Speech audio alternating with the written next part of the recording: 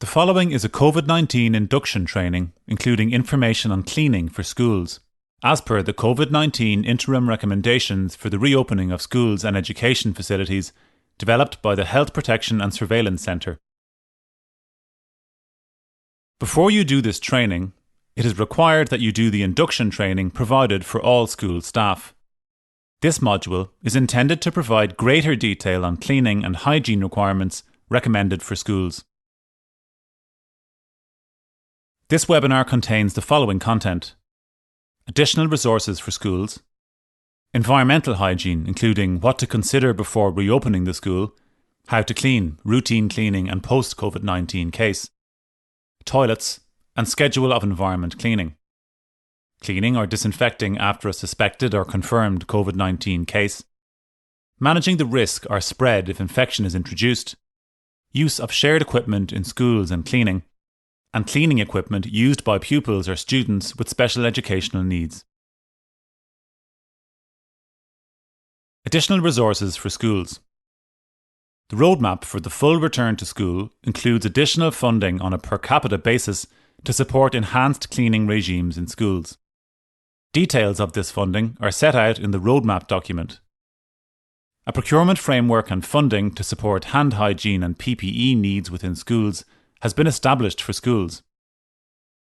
All PPE, hand sanitizer dispensers, hand sanitizer liquid, hand soap, disposable paper towels, wipes, gloves, face masks, face coverings or visors, aprons and detergents available through the framework are in line with the public health advice. Environmental hygiene. Before reopening, schools should consider the following: remove unnecessary clutter to facilitate cleaning, taking into account the importance of having educational materials, wall posters, and artwork displays to create stimulating learning environments. Reduce the need for pupils or students or teachers to physically touch common objects or doors, for example by installing no-touch waste containers, propping doors open, and sensor-operated hand towels. Consider if workstations could be assigned to the same members of staff or group of children, rather than shared spaces. Take steps to improve room ventilation in classrooms without causing discomfort. For example, encourage keeping doors and windows open to increase natural ventilation and to reduce contact with handles. Ensure that the building is in a good state of repair. If necessary, take corrective action. Legionella. With little or no water use over a prolonged time, water is left lying in pipes. Issues arising from this include the possible growth of harmful bacteria, including Legionella. Further advice on the prevention of Legionnaire's disease after the COVID-19 pandemic is available at the following link. This link is also available in the description of this video. Environmental hygiene. How to clean. Use general purpose detergent and warm water, clean cloths, mops, and the mechanical action of wiping or scrubbing. Rinse and dry all areas. Routine use of disinfectants is generally not appropriate, but is however recommended in circumstances where there is a higher risk of cross-infection, for example where someone has become ill in school, or there has been a spillage of body fluid. Disinfectants are potentially hazardous. Use with caution, adhering to the manufacturer's instructions. Surfaces and items must be cleaned before a disinfectant is applied. Most disinfectants are inactivated by dirt. For your information, the cleaning options for school settings are set out in the table below. Please take some moments to look through these.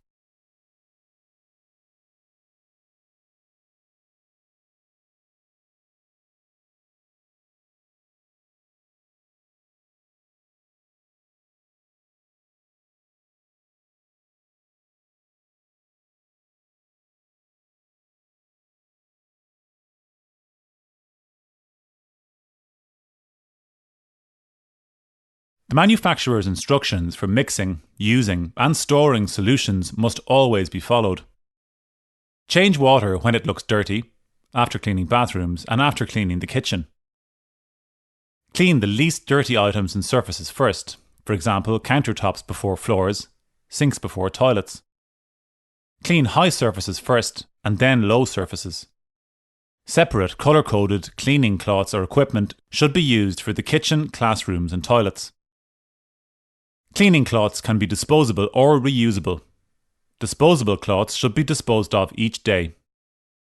Ideally, reusable cloths should be laundered daily on a hot wash cycle of at least 60 degrees Celsius in a washing machine and then tumble dried.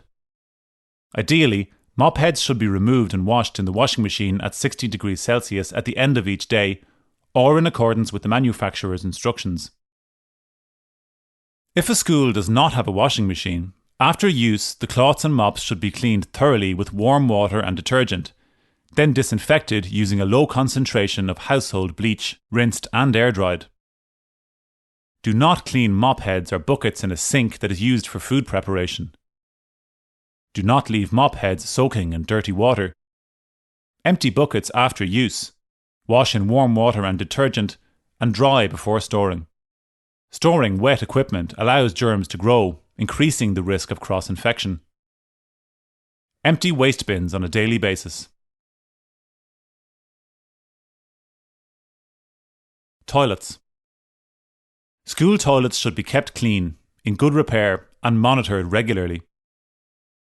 Clean toilets, wash hand basins and surrounding areas daily or if visibly soiled. Toilets should be cleaned thoroughly using a general purpose detergent, paying particular attention to frequently touched areas such as toilet flush handles, toilet seats, basins and taps, and door handles. Separate cloths should be used for cleaning the toilet and wash hand basin. Cleaning staff should inspect the toilets and hand washing facilities at regular intervals. A checklist should be located in the toilets which is dated and signed at regular intervals. Schedule of environmental cleaning. Each setting should be cleaned at least once a day. If there is additional cleaning support during school hours, it should focus on frequently touched objects and surfaces. If pupils or students are moving between classes, consideration may be given to appropriate cleaning products being provided to enable them to wipe down their desk, chair or surfaces before leaving the room. Surfaces in dining areas should be wiped and cleaned in between each sitting. Cleaning of the staff areas should be considered as part of the overall cleaning strategy. Any crockery or cutlery in shared kitchen areas should be cleaned with warm water and washing up liquid and dried thoroughly before being stored. A written cleaning schedule should be available for cleaning staff which details items and areas to be cleaned, the frequency of cleaning, cleaning materials to be used, and equipment to be used and its method of operation. Cleaning or disinfecting rooms where a child or staff member with suspected or confirmed COVID-19 was present. The room should be cleaned as soon as is practicably possible. Once the room is vacated, the room should not be reused until the room has been thoroughly cleaned and disinfected and all surfaces are dry. Disinfection only works reliably on things that are clean. When disinfection is required, it is always as well as cleaning, never instead of cleaning.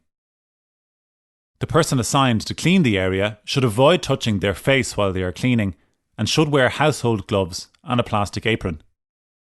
Clean the environment and the furniture using disposable cleaning cloths and a household detergent, followed by disinfection with a chlorine-based product such as sodium hypochlorite, often referred to as household bleach.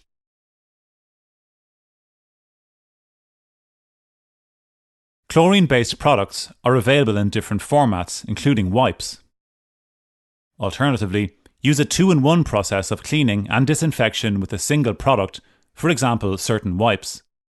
If you are not familiar with chlorine-based disinfectants, then please refer to the HPSC Management of Infectious Diseases in Schools, available at the link below. This link is also available in the description of this video. Pay special attention to frequently touched flat surfaces, the backs of chairs, couches, door handles, and any surfaces or items that are visibly soiled with body fluids. Once the room has been cleaned and disinfected and all surfaces are dry, the room can be reused. Carpets, if present, do not require special cleaning unless there has been a spillage. However, for ease of cleaning, it is preferable to avoid carpets in areas where possible. Existing carpets do not need to be removed. Cleaning of communal areas if a person is diagnosed with COVID-19. If a child or adult diagnosed with COVID-19 spent time in a communal area like a canteen, play area, or if they used a toilet or bathroom facilities, then these areas should be cleaned with household detergent followed by a disinfectant, as outlined earlier in this presentation, as soon as is practicably possible. Pay special attention to frequently touched sites including door handles, backs of chairs, taps of wash basins, and toilet handles. Once cleaning and disinfection have been completed and all surfaces are completely dry, the area can be put back into use. Managing the risk of spread if infection is introduced.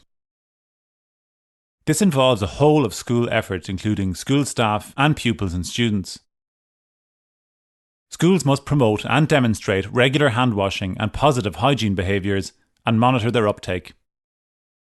It's important to consider the checklist for cleaning in the COVID response plan for safe reopening of schools.